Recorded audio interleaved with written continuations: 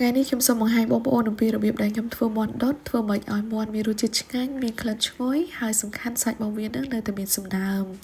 ដំបូងខ្ញុំចាប់ផ្ដើមធ្វើគ្រឿងប្រឡាក់មាន់ដោយដាក់ខ្ទឹមសខ្ទឹមក្រហមគល់ស្លឹកគ្រៃស្លឹកក្រូចសើចហើយដាក់អំបិល1ស្លាបព្រាកាហ្វេម្សៅស៊ុបមាន់1ស្លាបព្រាកាហ្វេស្ករ1ស្លាបព្រាកាហ្វេនិងទឹកប្រេងខ្យង1ស្លាបព្រាបាយ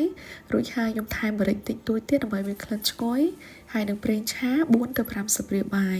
បន្ទាប់មកខ្ញុំច្របាច់គ្រឿងនឹងចូលគ្នាឲ្យសព្វដើម្បីឲ្យវាចេញជាតិបានល្អហើយនេះជាមាន់ដែលខ្ញុំយកមកដុតថ្ងៃនេះមួយក្បាលនេះទម្ងន់1គីឡូលើសបន្តិចហើយនៅត្រង់កន្លែងទ្រូងហើយនឹងផ្លូវបងវាខ្ញុំឆូតប្រហែលជា2កាបិតចឹងទៅដើម្បីឲ្យវាឆាប់ឆ្អិនហើយចូលជាតិបានល្អយើងយកគ្រឿងដែលយើងបានធ្វើបាយមិញនោះមកប្រឡាក់ចំបាច់ចំបល់ជាមួយនឹងមាន់ឲ្យសព្វមកហើយដើម្បីឲ្យមាន់មានក្លិនឈ្ងុយទាំងក្នុងទាំងក្រៅយើងត្រូវយកគ្រឿងគល់ស្លឹកគ្រៃខ្ទឹមសខ្ទឹមក្រហមនឹងញាត់ចូលទៅក្នុងពោះមាន់យើងដាក់មកល្មមទៅបងប្អូនរួចហើយយើងផ្អាប់មាន់នឹងទុកប្រហែលជា10-15នាទីអីសិនទៅចាំយើងដាក់ខ្ទះឬក៏ឆ្នាំងមួយហើយដាក់គល់ស្លឹកគ្រៃនៅទ្រាប់បានពីក្រោមចាំដាក់មាន់ពីលើបន្ទាប់មកគ្រឿងដែលនៅសល់ហ្នឹងយើងចាក់ចូលអស់ដែរមក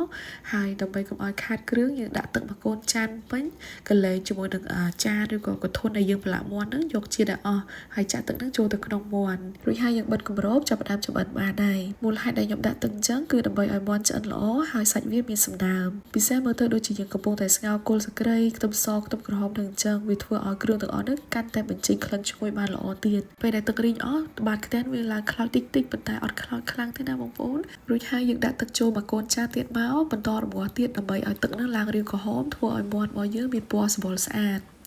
ហើយបើសិនជាបងប្អូនចង់ដាក់បន្លែដូចជាស្ពៃក្តោបឬក៏ទុយងចេកអីពេលហ្នឹងក៏ដាក់ចូលជាមួយគ្នាបានដែរឥឡូវខ្ញុំងាកមកធ្វើទឹកត្រីបុកនឹងសិនហើយគ្រឿងទឹកត្រីបុករបស់ខ្ញុំគឺដូចតែរាល់ដងអញ្ចឹងបងប្អូនមានម្ទេសខ្ទឹមសហើយអំបិលកន្លះស្លាបព្រាកាហ្វេ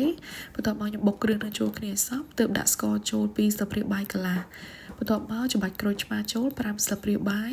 កូរចូលគ្នាឲ្យសព្វឲ្យស្កររលាយអស់ហើយចុងក្រោយថែមទឹកត្រី5ស្លាបព្រាបាយងាកមកមើលឆ្នាំងមាន់ដុតរបស់ខ្ញុំវិញឃើញថាស្ពៃក្តោបឆ្អិនល្អហើយចឹងខ្ញុំលើកស្ពៃក្តោបចេញ